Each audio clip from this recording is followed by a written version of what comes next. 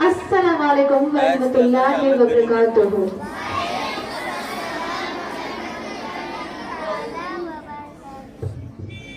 कुछ ख्वाब अधूरे से रह गए, कुछ वीर अमर हो गए, जिन्होंने देश के लिए खुद को मिटाया।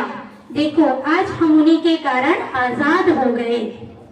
आजादी એ માત્ર બંધનોમાંથી મુક્તિ નહીં, આઝાદી એટલે એ જવાબદારી કે જે સ્વતંત્રતા સહિતોએ પોતાના લોહીથી મેળવી અને આપણે આપણા કર્મોથી તેને સજાવીએ। તો આજ ભાવના સાથે આપણા ભારતના 80મા સ્વાતંત્ર્ય પર્વના આ પાવન પ્રસંગે ઉપસ્થિત સર્વેનો અત્રેથી હું હાર્દિક સ્વાગત કરું છું। આ ગૌરવપૂર્ણ પ્રસંગના સંચાલનની જવાબદારી આજે આ બે અવાજોની છે। नाम है पल्लवी सोलंकी और कोशिश रहेगी कि आजादी की इस कहानी को सिर्फ शब्दों में नहीं जज्बातों में आपके सामने रख सकूं। और मैं हूं मुस्कान मलिक, आज मंच से सिर्फ कार्यक्रम ही नहीं बल्कि उस मिट्टी की कहानी कहने आई हूँ जिसके लिए किसी ने अपना आज कुर्बान करके हमारा कल को आजाद किया। तो आओ शहीदोना आ बलिदान ने आजे नमन करिए, तिरंगाना गौरवने हृदयમાં વસાવીએ। આજના આ પાવન કાર્યક્રમની શરૂઆત આપણે ધ્વજ વંદન દ્વારા કરીએ।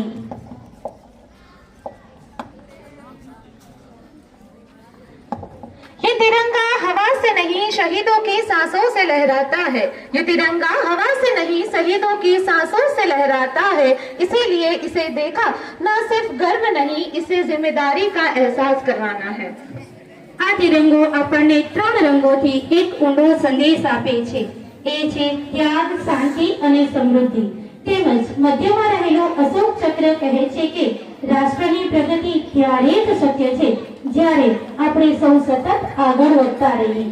તો આવો જે રાષ્ટ્રધ્વજ આપણા ગર્વનું પ્રતીક છે તેની સામે શ્રદ્ધાપૂર્વક નતમસ્તક થઈએ।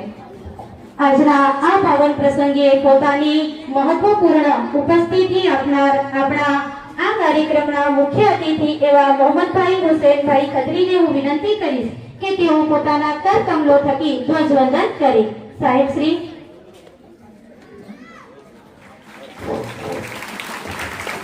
एक साथ खड़े होंगे, खड़े हो।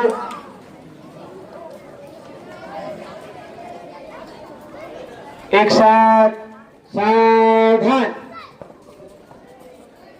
विश्राम, सावधान, विश्राम। एक साथ पीछे मुड़ेंगे, पीछे मुड़।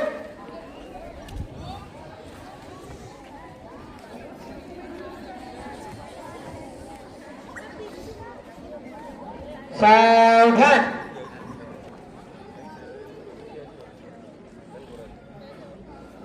सावधान की पोजीशन में रहेंगे बच्चे।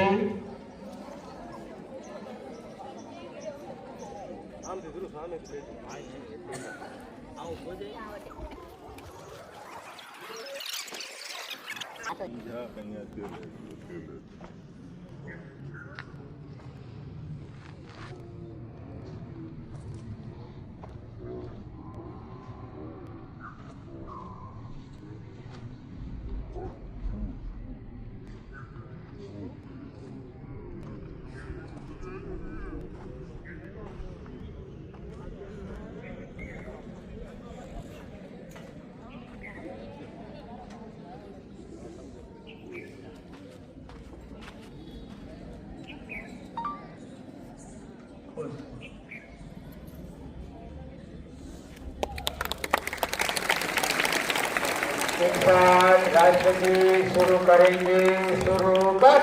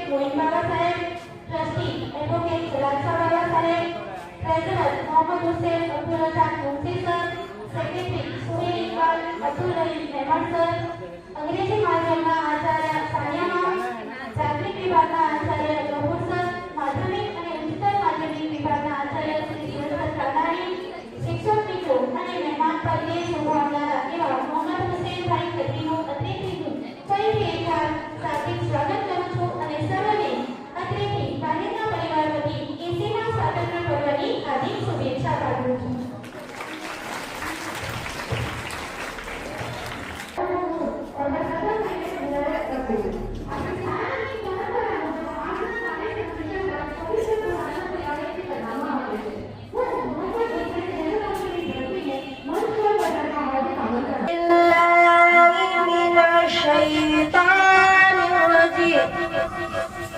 بسم الله الرحمن الرحيم والضحى إذا سجى ما ودعك ربك وما قلى للآخرة خير لك من سوف يؤتيك ربك فترضى ألم يجدك يتيما فآوى ووجدك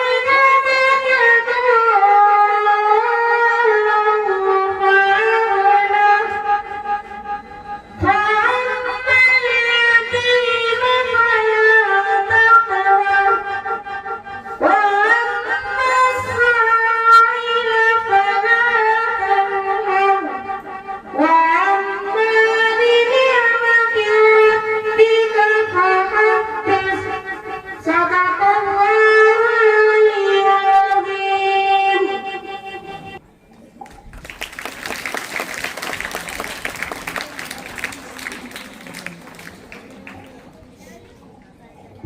सुभान अल्लाह सुभान अल्लाह।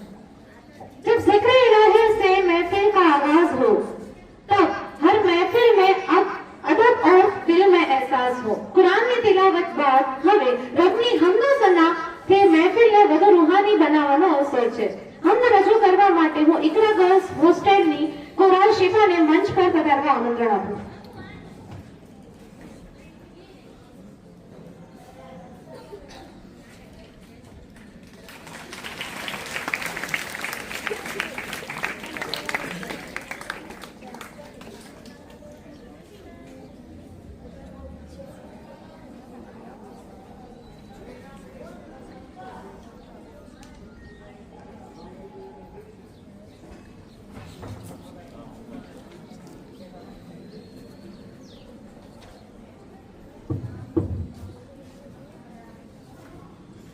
अस्सलामु अलैकुम व रहमतुल्लाहि व बरकातहू।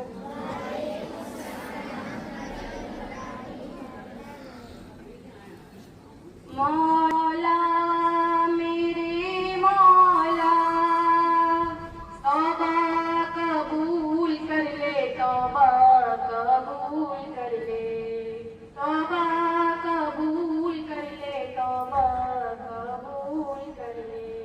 मेरा अमल है सियानामा,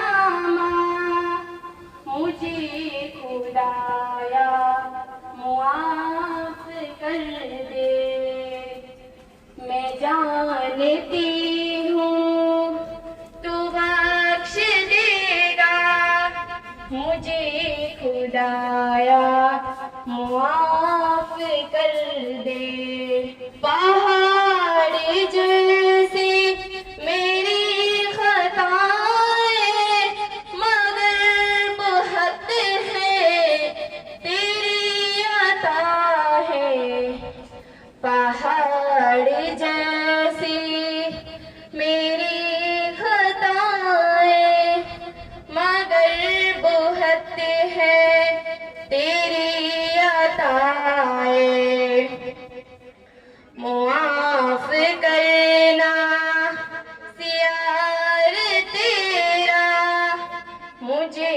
खुदाया मुआफ कर दे। मेरा अमल है सियानामा, मुझे खुदाया मुआफ कर दे। मौला तेरे करम तेरी नेमत का वास्ता, मौला तेरी अता तेरी रहमत का वास्ता, मौला तेरे जल्लो जलालत का वास्ता, मौला तेरे रसूले हक की रिसालत का वास्ता।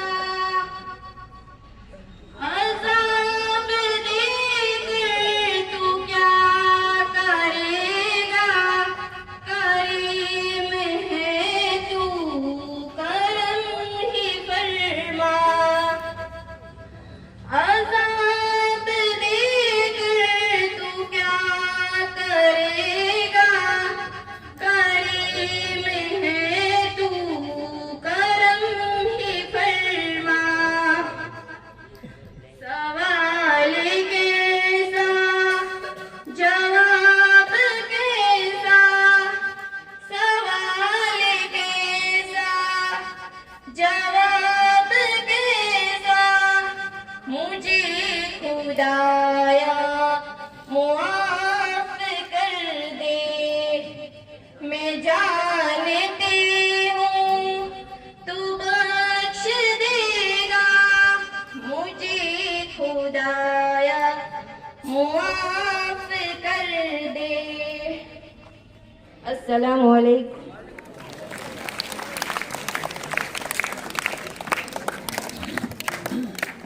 સુભાન અલ્લાહ સુભાન આ કાર્યક્રમના મહેમાન પદને શોભાવનારા એવા મોહમ્મદ હુસેનભાઈ ખત્રીનું સ્વાગત કરવા માટે સાલ દ્વારા સ્વાગત કરવા માટે હું વિનંતી કરીશ સંસ્થાના ચેરમેન મોઈન બાવા સાહેબને કે તેઓ અહીં ઉપસ્થિત હું વિનંતી કરીશ સંસ્થાના ટ્રસ્ટી જલાલશા બાવા સાહેબને કે તેઓ અહીં ઉપસ્થિત થઈ અને પધારેલ મહેમાનોનું સાલ દ્વારા સ્વાગત કરે.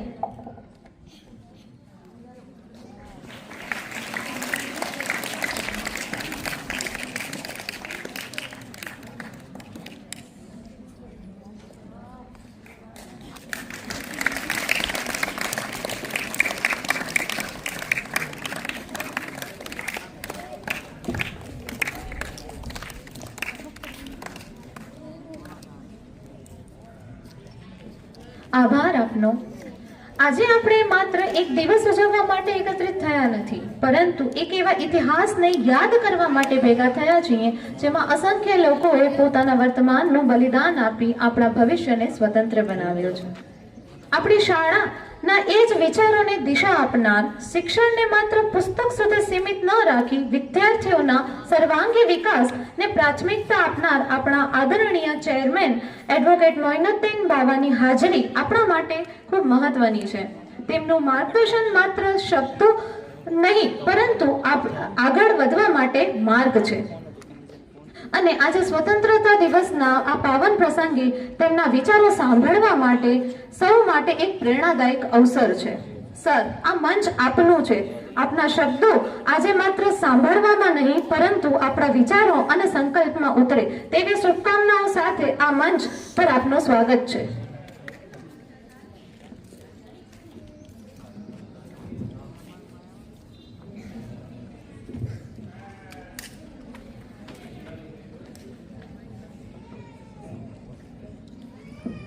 बिस्मिल्लाहिर्रहमानिर्रहीम। इय्याका नअबुदु व इय्याका नस्तईन। तो Muslim Medical and Education Relief Trust है, वो बहुत ही पुराना इदारा है और अल्हम्दुलिल्लाह ये इदारे ने दिन दुगनी और रात चौगनी तरक्की की है। 86 में ये इदारे की स्थापना की गई और उस दिन से ये इदारा काम कर रहा है। इसका काम मेडिकल एजुकेशन इसका मेन काम है और इस 2 साल से हम इकरा गर्ल्स हॉस्टल चला रहे हैं। तो Muslim Medical and Educational Relief Trust में अब्दुल कादिर साहब मुंशी, अहमद हुसैन खत्री, सैयद अमीर मियाँ बाबा, और जो अभी हमारे यहाँ पे हाजिर हैं फाउंडर जलाल साहब बाबा, मोहम्मद हुसैन भाई, उन सब का 7 स्टार ने ये ट्रस्ट की स्थापना की और अल्हम्दुलिल्लाह ये बहुत अच्छी तरह चल रहा है। आज हमारे इदारे में वायदना स्कूल में और हाई स्कूल में और इंग्लिश मीडियम में तकरीबन 1000 के करीब बच्चे हैं और अल्लाह ने चाहा तो और भी बच्चे बढ़ेंगे। तो Muslim Medical and Educational Relief Trust की जो लैंड है, जो एक मोतीवाला साहब ने हमको ले दी सैनिटोरियम के लिए, और ये जो वायदना स्कूल है उसकी लैंड हमको वायदना फैमिली ने ले दी। और ख़ास करके हम जमीयत का शुक्रगुजार हैं कि जमीयत की ओर से हमको ये हॉस्टल और बिल्डिंग दी गई। इसकी वजह से हम ज़्यादा बच्चों के लिए काम कर सके और ख़ास करके बच्चियों के लिए हम इकरा गर्ल्स हॉस्टल बना सके। अल्हम्दुलिल्लाह हमारे इकरा गर्ल्स हॉस्टल में पढ़ने वाले और मोतीवाला डॉक्टर हॉस्टल में पढ़ने वाले बच्चों की वजह से हम लोगों को बहुत अच्छा सुकून मिलता है। और हमारी जो 2 फैमिली हैं, मोतीवाला फैमिली और वायदना फैमिली, उससे हमारी एक ये गुजारिश है कि जिस तरह आपने हमको वायदना स्कूल के लिए और ये एक मोतीवाला सैनिटोरियम के जिस लिए आपने लैंड परचेज कर ली, तो हमारा आगे का प्रोग्राम इंग्लिश मीडियम स्कूल बनाने का है। तो उन फैमिली से हमारी ये गुजारिश है कि आप हमको जिस तरह वायदना फैमिली ने लैंड ले दी है और मोतीवाला फैमिली ने लैंड ले दी है, उस तरह आप हमको इंग्लिश मीडियम के जमीन ले दोगे तो हम वहाँ पे इदारा बनाएंगे, तो उसमें आपकी फैमिली का इनाम रखेंगे। तो हम सोच रहे हैं कि अगली दफा हमारा जब उनसे मिलने का हो तो हम उनको ये गुजारिश करें कि आप हमको अंग्रेजी मीडियम के लिए हमें जमीन की जरूरत है, आप ले दो। दूसरा तो बहुत कुछ कहने का है, लेकिन खास करके मदनी साहब का और हकीमुद्दीन साहब का हम बहुत तहे दिल से ये ट्रस्ट उनका शुक्रिया अदा करता है कि उन लोगों ने हमको इकरा गर्ल्स हॉस्टल के लिए बिल्डिंग दी और हाई स्कूल के लिए भी बिल्डिंग दी। हमारा इदारा 2 साल से कच्छ में पहली गर्ल्स हॉस्टल, कौम की पहली गर्ल्स हॉस्टल बनाने में हमको कामयाबी मिली। इसमें हमें बहुत खुशी हुई और अल्लाह हमारे ये अमल को और ये जमीयत ने हमको ये बिल्डिंग दी है, उनके ये अमल को जज़ाए खैर अता फरमाए और हमको दिन दुगनी और चौगनी तरक्की अता फरमाए, ऐसी हमारी सबकी दुआ है। मदनी साहब ने की बात इसलिए करता हूँ कि मदनी साहब की अभी मैंने स्पीच सुनी। मदनी साहब ने अपनी खुद की स्पीच में कहा कि हम इदारा है, कोई भी जगह है उसका हम किराया ले और उस किराए में से हम और लोगों की मदद करें और वो लोग आगे बढ़े, ये अच्छी बात है। लेकिन इदारे का इस्तेमाल हम तालीम के लिए करें तो ये बहुत अच्छी बात है। तो मदनी साहब ने ये बात सिर्फ बोली नहीं है, उन्होंने इस बात का अमल किया है। उन्होंने ये इकरा गर्ल्स हॉस्टल है हमको बिना किराए दी हुई है, ऐसा बोल सकते हैं और हम लोग इसमें काम कर सकते हैं। और दूसरी बात, जो इंसान दूर की सोच रखता होता है उस इंसान की सोच को हम उनको सलाम करना चाहिए।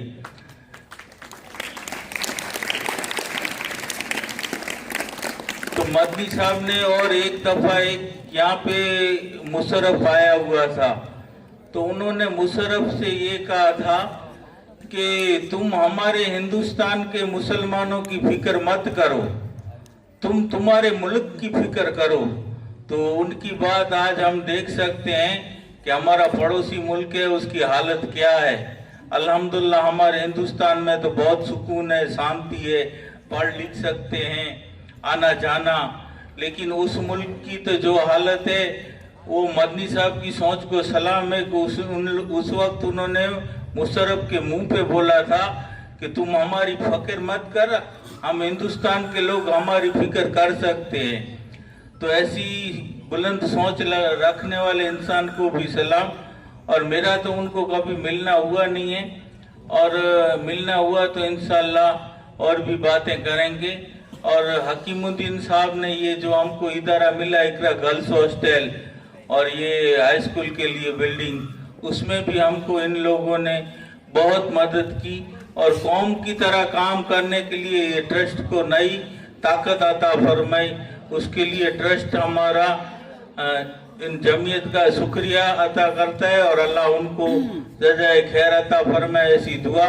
बाकी तो कोई भी काम आप करो तो उसमें आपको रिजल्ट देना पड़ता है। The Muslim Medical and Educational Relief trust ने ये इदारा बनाया इकरा गर्ल्स हॉस्टल। तो हमारे साथ स्टेज पे बैठी हुई अक्सा, वो अभी उसका 3रा साल MBBS का चालू होने वाला है, वो भी 1 साल हमारी इकरा गर्ल्स हॉस्टल में रही। और उनका भाई है अमन, वो भी MBBS में है, वो भी 1 साल के करीब का वो मोतीवाला डॉक्टर हॉस्टल में रहा। तो जो इंसान तालीम पे रिजल्ट देता है, तो हमारा ट्रस्ट अल्हम्दुलिल्लाह अभी हमारा स्कूल का भी रिजल्ट 10th का 100% रहा और 12th का भी हमारा रिजल्ट 100% रहा। तो ये सब हम कौम के लिए काम कर रहे हैं और साथ में दीनी तालीम की भी पूरी ध्यान रखा जा रहा है।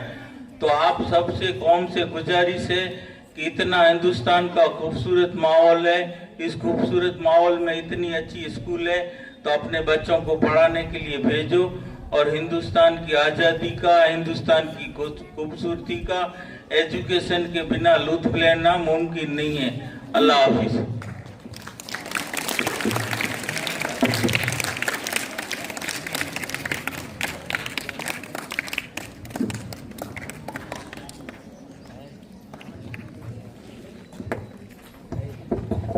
આભાર સર આપનો।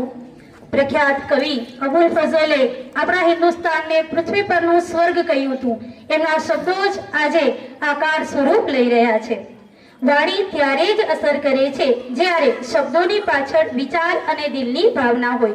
તો હવે પોતાના વિચારોને વાણી દ્વારા રજૂ કરવા આવી રહી છે મંદ્રા મરિયમ।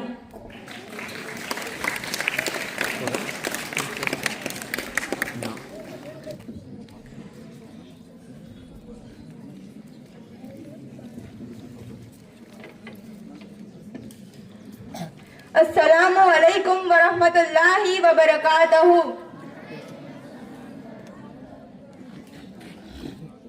मोहतरम ट्रस्टी, असातिज़ा इकराम, सभी मेहमान और मेरे प्यारे भाई बहन, मेरा नाम मंद्रा मरियम है। मैं तालुका अबड़ासा के सुथरी गांव की रहने वाली हूँ। मैं मुस्लिम एजुकेशन वेलफेयर सोसाइटी के स्कूल में 12th साइंस में पढ़ती हूँ और इकरा गर्ल्स हॉस्टल में रहती हूँ।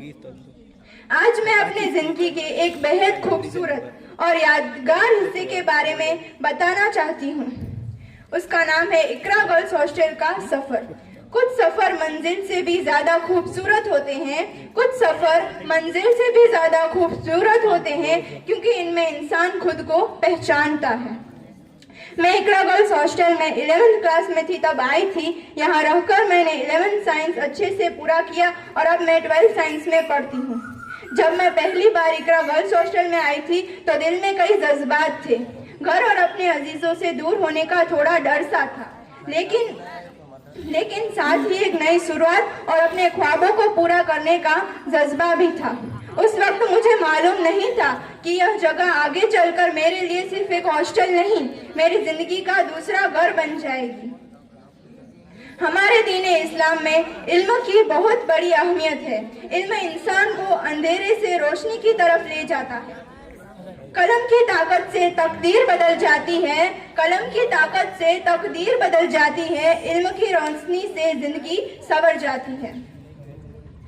खास तौर पर पर बेटियों की तालीम पूरे परिवार समाज के लिए एक बड़ी नेमत है। एक पढ़ी लिखी बेटी सिर्फ अपना मुस्तकबिल नहीं बनाती बल्कि आने वाली नस्लों की तरबियत में भी अहम किरदार अदा करती है। और जब बात मेडिकल की हो तो जिम्मेदारी और भी बढ़ जाती है। एक मेडिकल स्टूडेंट का सफर आसान नहीं होता। लगातार पढ़ाई, इम्तिहान, मेहनत और अपने मुस्तकबिल के ख्वाब, इन सब के बीच एक अच्छे और पुरसुकून माहौल की जरूरत होती है। इकरा गर्ल्स हॉस्टल हमें ऐसा माहौल देने की कोशिश करता है जहां हम अपनी तालीम पर पूरी तवज्जो दे सके। यहाँ रहने का इंतजाम, खाना, सफाई, सुरक्षा, अनुशासन और पढ़ाई के लिए मुनासिब माहौल जैसी सुविधाएं हमारे लिए बहुत मददगार हैं। यह हॉस्टल की एक और खास बात यह है कि यहाँ हमें दुनियावी तालीम के साथ दीन, नमाज, दुआ, कुरान की तिलावत और अच्छे अखलाक की अहमियत भी समझने का मौका मिला है।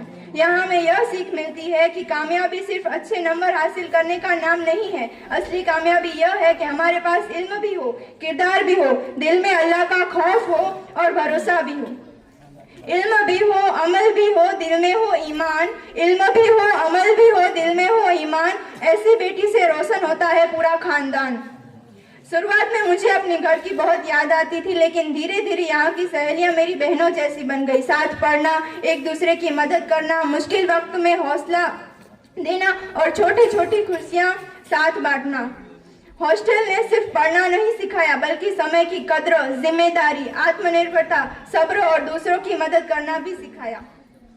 आज मैं तमाम वालिदैन से भी कुछ कहना चाहती हूँ कि अपनी बेटियों की तालीम के बारे में सोचें। बेटियों को हॉस्टल भेजना सिर्फ घर से दूर भेजना नहीं है। अगर जगह अच्छी और माहौल महफूज हो तो उसकी तालीम, तरक्की और मुस्तकबिल की तरफ एक मजबूत कदम हो सकता है। अगर आपकी बेटी कुछ बनने के ख्वाब देखती है, अगर वह अपने पैरों पर बड़ी होना चाहती है, खड़ी होना चाहती है, अगर वह इल्म हासिल करके समाज की खिदमत करना चाहती है, तो उसे एक ऐसा माहौल दीजिए जहां वह पढ़ाई के साथ अपनी दीन और अखलाक को भी मजबूत कर सके।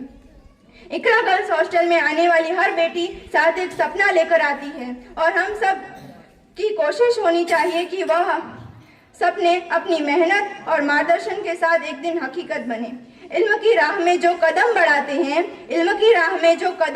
हैं वही लोग दुनिया में नाम कमाते हैं। बेटियों को दो तालीम का उजाला वही घर और समाज को रोशन बनाती है। आज के इस मौके पर इकरा गर्ल्स हॉस्टल के तमाम ट्रस्टियों का दिल की गहराई से शुक्र अदा करना चाहती हूँ। खास तौर पर मोइन बाबा, जलाल सर और तमाम मोहतरम ट्रस्टियों का, जिन्होंने हमारी तालीम, हमारी हिफाजत, हमारी सहूलियत और हमारे बेहतर मुस्तकबिल के लिए अपनी मेहनत और वक्त लगाया। आपकी कोशिशों की वजह से ही हम बेटियों का एक ऐसा माहौल मिलता है जहां हम अपने ख्वाबों को पूरा करने की तरफ आगे बढ़ सकती हैं। अल्लाह ताला आप तमाम हजरात की इस खिदमत को कबूल फरमाए, आपकी जिंदगी में बरकत दे और आपके इसका बेहतरीन अजर फरमाए। पढ़िए आमीन।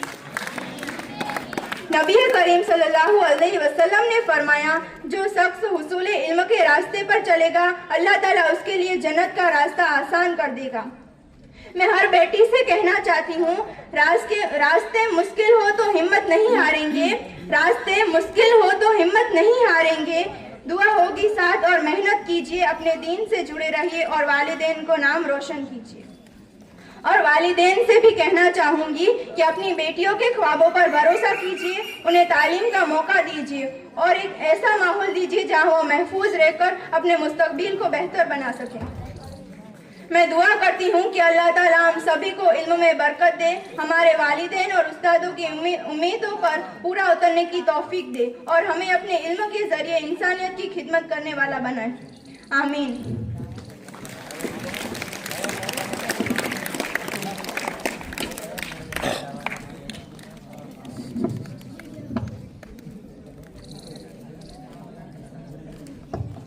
ખૂબ સરસ।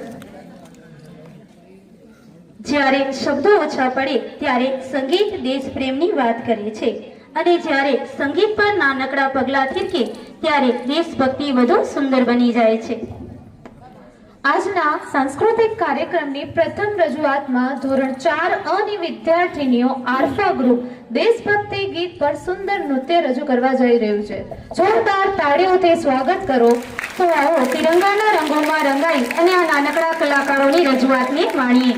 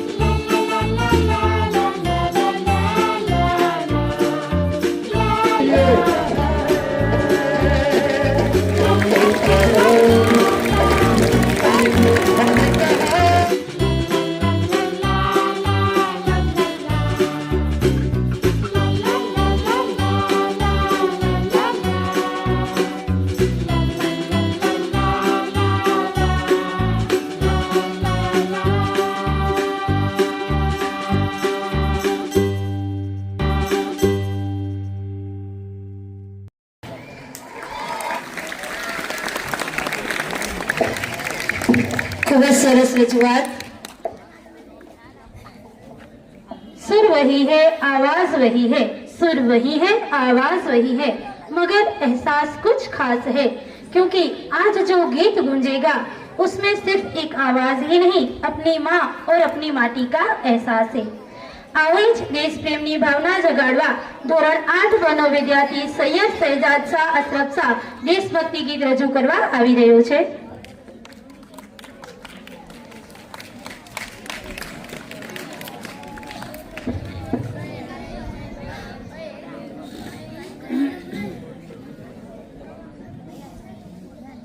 अस्सलामु अलैकुम वरहमतुल्लाहि वबरकातुह. तेरा हिमालय आकाश छूले, बहती रहे तेरी गंगा, ऊंचा हो इतना इतना बुलंद हो, तारों को छूले तिरंगा.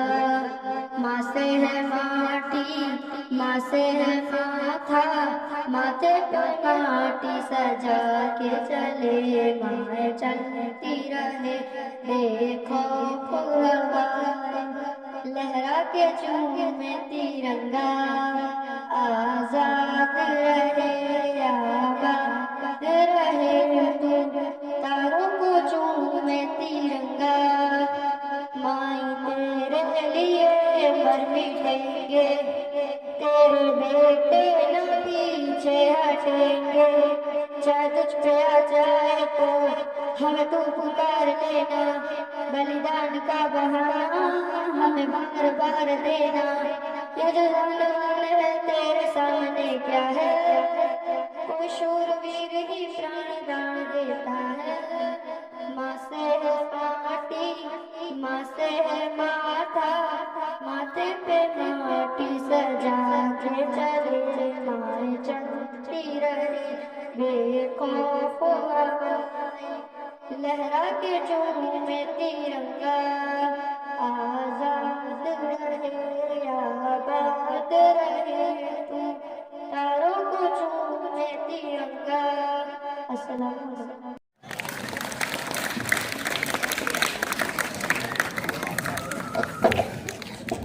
ખૂબ સરસ રજૂઆત.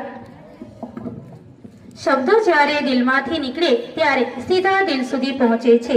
હવે પોતાના સુંદર વિચારોને વાણી દ્વારા રજૂ કરવા આવી રહી છે કાતિયાર શહીદા.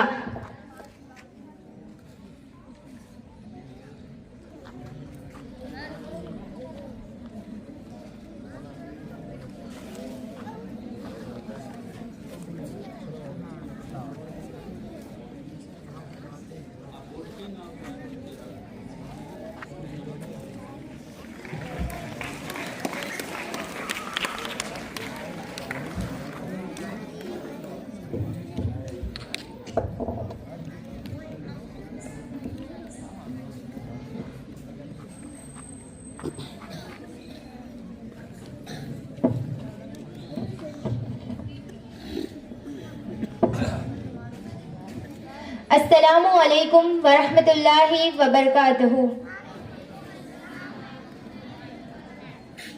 दे सलामी इस तिरंगे को जिससे तेरी शान है, दे सलामी इस तिरंगे को जिससे तेरी शान है, ऊपर हमेशा इसको उठाए रखना जब तक दिल में जान है।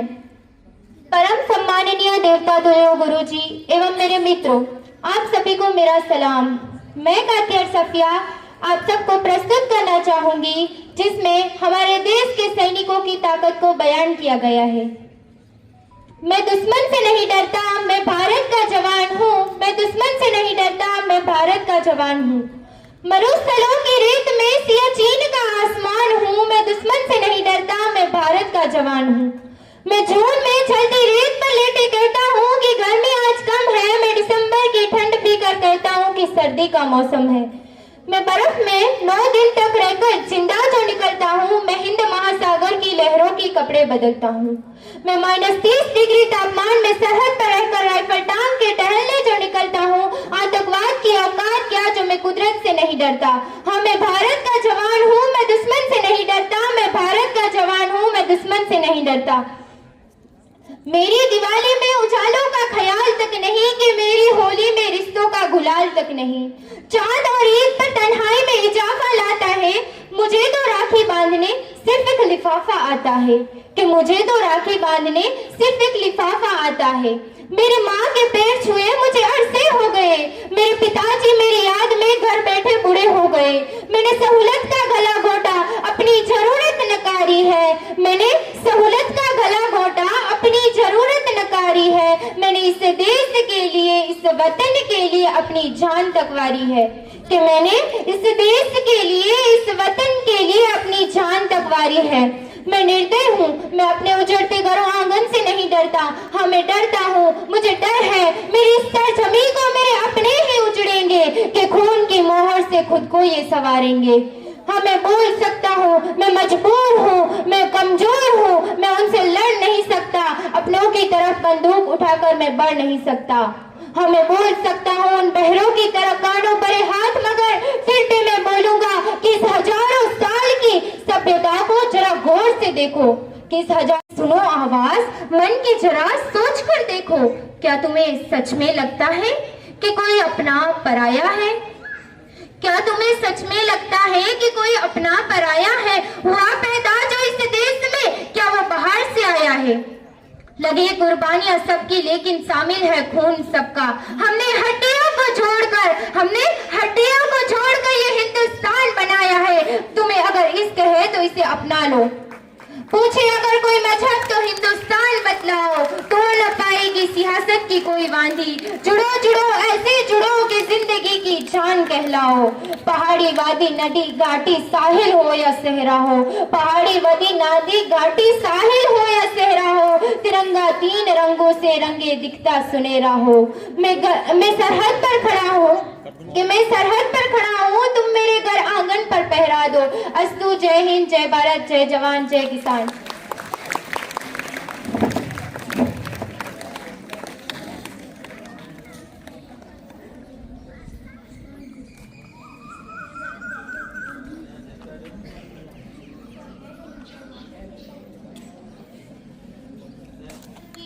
लाखों स्वतंत्रता सेनानियों के बलिदान, शौर्य और सपनों का प्रतीक है, जिन्होंने हमें यह आजाद सुबह दी। लेकिन दोस्तों, आज मैं आपसे एक सवाल पूछना चाहती हूँ, क्या हम वाकई में आजाद हैं? हाँ, हम अंग्रेजों से तो आजाद हो गए हैं, लेकिन क्या हम उन छोटी छोटी गुलामियों से आजाद हुए हैं जिन्होंने हमारे समाज को आज भी जकड़ रखा है? आज कुछ लोगों के लिए आजादी का मतलब है कि सड़क पर कहीं भी किसी भी जगह पर कूड़ा फेंकने की आजादी, सोशल मीडिया पर बैठकर बिना सोचे समझे किसी को भी ट्रोल करने की और नफरत फैलाने की आजादी, भ्रष्टाचार और रिश्वतखोरी से अपना काम निकलवाने की आजादी, बनाए गए नीतिगत नियमों को तोड़ने की आजादी। क्या भगत सिंह, सुखदेव और राजगुरु ने इसी आजादी के लिए हंसते हंसते फांसी का फंदा चूमा था? क्या रानी लक्ष्मीबाई और महात्मा गांधी ने एक ऐसे भारत का सपना देखा था? नहीं, बिल्कुल भी नहीं। उन्होंने एक ऐसे भारत का सपना देखा था जहां प्रत्येक नागरिक जिम्मेदार हो, जहां समाज एकजुट हो और देश का विकास प्रत्येक नागरिक का लक्ष्य हो। मेरे युवा साथियों, यह स्पीच हम सबके लिए है। हम इस देश के वर्तमान और भविष्य दोनों हैं। हमारे हाथों में मोबाइल है, दिमाग में नए आइडियाज हैं और रगों में एक तूफानी ऊर्जा है। इस तूफानी ऊर्जा को दिशा देने का समय आ गया है। हमारी असली आज़ादी तब होगी जब हम अज्ञानता से आज़ाद होंगे और शिक्षा को अपना सबसे बड़ा हथियार बनाएंगे, जातिवाद और धर्म के भेदभाव से आज़ाद होंगे और सिर्फ भारतीय बनकर सोचेंगे, गरीबी और बेरोजगारी से आज़ाद होंगे और स्किल इंडिया, स्टार्टअप इंडिया जैसे अभियानों को सफल बनाएंगे, नकारात्मकता और आलस से आज़ाद होंगे और इस देश के लिए कुछ कर गुजरने का जज्बा पैदा करेंगे कि देश को आगे बढ़ाने की बातें सिर्फ मंच से नहीं की जाती, कि देश को आगे बढ़ाने की बातें सिर्फ मंच से नहीं की जाती, बल्कि उन्हें अपने रोजमर्रा के कामों से साबित की जाती है। अगर आप एक छात्र हैं तो ईमानदारी से पढ़ाई कीजिए, यही आपकी देशभक्ति है। अगर आप एक शिक्षक हैं, डॉक्टर हैं या इंजीनियर हैं तो अपने कार्यों को पूरी निष्ठा से कीजिए, यही आपकी देशभक्ति है। अगर आप एक सफाई कर्मचारी हैं तो अपने शहर को साफ रखिए, यही आपकी देशभक्ति है। सरकार योजनाएं बना सकती है, सेना सीमाओं की रक्षा कर सकती है, लेकिन इस देश को महान बनाने की जिम्मेदारी हम सब 140 करोड़ भारतवासियों की है। हमें सिर्फ अधिकारों की बातें करने वाला नागरिक नहीं, बल्कि हमें कर्तव्यों का पालन करने वाला नागरिक बनना होगा। तो आइए आज हम इस तिरंगे की छाँव में एक संकल्प लें कि हम आज़ादी का मोल समझेंगे, संकल्प लें कि हम एक ऐसे नए भारत का निर्माण करेंगे जो स्वच्छ, सुरक्षित हो, शिक्षित हो और आत्मनिर्भर हो, एक ऐसा भारत जिसका लोहा पूरी दुनिया माने। मैं अपनी बात समाप्त करने से पहले 4 पंक्तियां कहना चाहूंगी कि सिर्फ जश्न मनाना ही काफी नहीं, बल्कि कुछ करके दिखाना होगा, कि हमें कुछ करके दिखाना होगा कि इस देश से किए वादों को अब हमें निभाना होगा। कि आओ मिलकर जगाएं उन सोए हुए जमीर को, कि आओ मिलकर जगाएं उन सोए हुए जमीर को, कि इस मिट्टी को फिर से हमें सोने की चिड़िया बनाना होगा। जय हिंद, जय भारत, अस्सलाम वालेकुम। ખૂબ જ સરસ. આ નાનકડી દીકરી આપણને ઘણું બધું મેસેજ છે દઈ ગઈ છે, જેના ઉપર અમલ કરવાની જવાબદારી આપણા સૌ ભારતવાસીઓની થાય છે. ए वतन मेरे वतन, ए वतन मेरे वतन, तू ही मेरी मंजिल है, पहचान तुझे से ही मेरी मंजिल है, पहचान तुझे से पहुँचूं मैं जहाँ भी मेरी बुनियाद रहे तू। ए वतन वतन मेरे आबाद रहे तू, तुझ पे कोई गम की आँच आने नहीं दूँ, तुझ पे कोई गम की आँच आने नहीं दूँ। कुर्बान मेरे जान तुझ पे शाद रहे तू, कुर्बान मेरी जान तुझ पे शाद रहे तू। ए वतन वतन मेरे आबाद रहे तू, ए वतन वतन मेरे आबाद रहे तू। अस्सलाम वालेकुम।